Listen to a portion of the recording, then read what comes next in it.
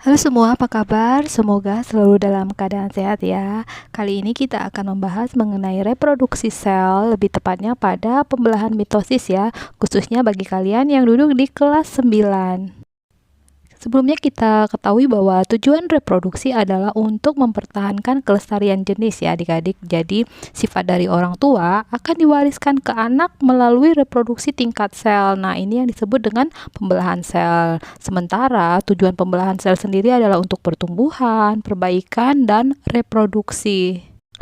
Pembelahan sel sendiri ada dua macam ya, yakni mitosis dan meiosis. Nah, mitosis nanti bertujuan untuk pertumbuhan atau mengganti sel-sel yang rusak atau regenerasi ya istilahnya. Nah, sementara meiosis tujuannya untuk menghasilkan sel gamet, nanti baik gamet jantan atau gamet betina ya.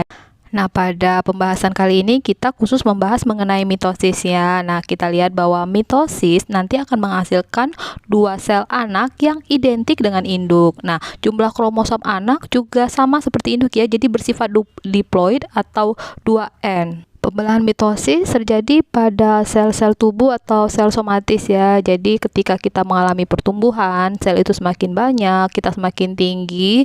Nah, itu semua karena terjadi pembelahan mitosis ya. Termasuk ketika kita beraktivitas nih, kemudian terjadi luka di kulit kita. Nah, lama-kelamaan luka itu akan menutup, berarti ada sel-sel yang berganti ya. Nah, itu adalah proses pembelahan mitosis ya. Jadi sel-sel tumbuh kembali, beregenerasi kembali hasil dari pembelahan mitosis ya. Sementara kalau pada tumbuhan, nah proses pembelahan mitosis juga terjadi ya, misalnya pada ujung akar, ujung tunas batang. Jadi akar semakin memanjang ke dalam tanah atau batang tersebut semakin bertambah tinggi ya. Nah, sekarang kita masuk kepada tahapan dari proses mitosis ya. Yang kita awali dari pertama adalah tahapan profase, di mana benang-benang kromatid nanti akan memendek dan menebal membentuk kromatid ya. Nah, kromatid akan berpasangan membentuk kromosom. Kemudian membran nukleus atau membran inti ya akan menghilang. Begitu juga dengan anak inti atau yang disebut dengan nukleolus ya juga akan menghilang. Dan kalau pada sel hewan nanti sentriol akan membelah dan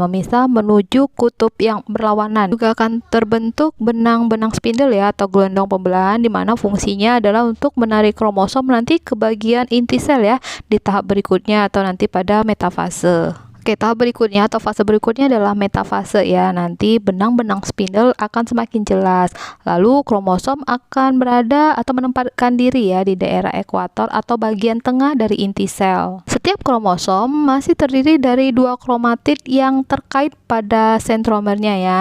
Nah, di mana setiap sentromer nanti memiliki dua kinetokor yang terkait dengan benang-benang spindle. Nah, sekali lagi kalau kalian mengamati dari metafase, kalian akan melihat bahwa kromosom ini berada mengatur diri pada bidang pembelahan ya. Jadi ada di tengah dia tersusun. Fase berikutnya adalah anafase, di mana benang-benang spindle ini semakin memendek dan menarik pasangan kromatin menuju kutub berlawanan. Lalu sitokinesis juga mulai terjadi. Nah, jadi sitokinesis ini adalah pembelahan sitoplasma ya adik-adik.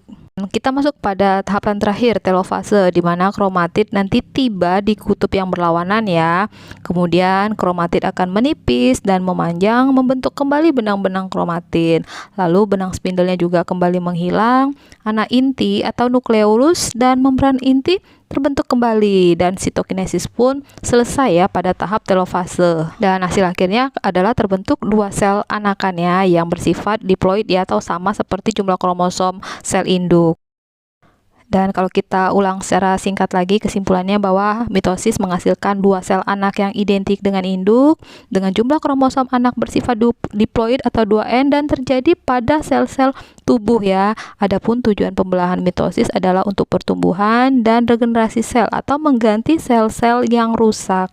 Nah, demikian pembahasan kita mengenai pembelahan mitosis atau reproduksi sel bagi kalian yang ada di kelas 9 ya. Semoga bermanfaat, semoga dapat membantu kalian untuk memahami materi tersebut, dan kita bertemu pada materi lainnya ya. Tetap semangat, tetap jaga kesehatan. Salam.